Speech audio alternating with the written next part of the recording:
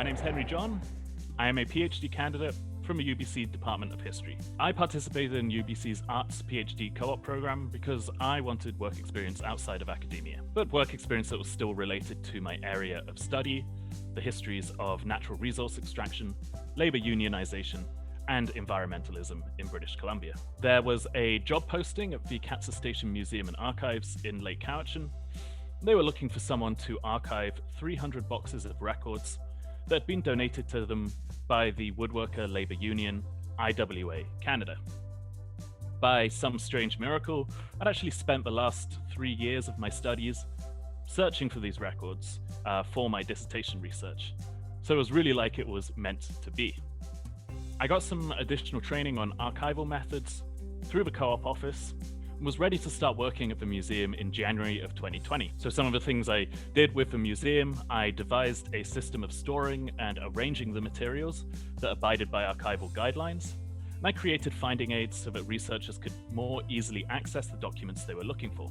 I also promoted the collection, hosted researchers, and started a blog to amplify our findings here. So I ended up working 2 co-op semesters in a row at the museum, and during my second term, I started to branch out from my archival responsibilities, making connections with the local indigenous folk from the Subas-Set First Nation. So since its formation, the Catsa Museum's mandate has included clauses about preserving indigenous history, but despite this, there hasn't been very much First Nations content on display. And yeah, when they were approached, the Subas-Set were super eager to collaborate. They connected me with Josh Watts, who's a young artist from the nation.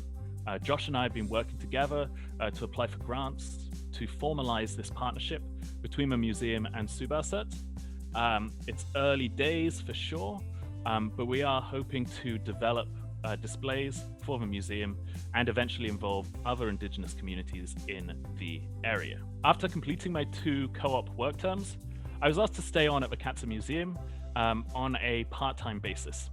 I've now been assigned a summer student to assist with archiving the IWA's records. Co-op has been immensely beneficial to me because it helped me put my archiving and grant writing skills into practice, not to mention my skill with forming community relationships.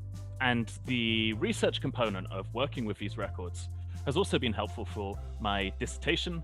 It's going to form the basis of 2 chapters for that document. And yeah, for the employer, I like to think they benefited from my up-to-date skills and the fresh perspective I brought to things here.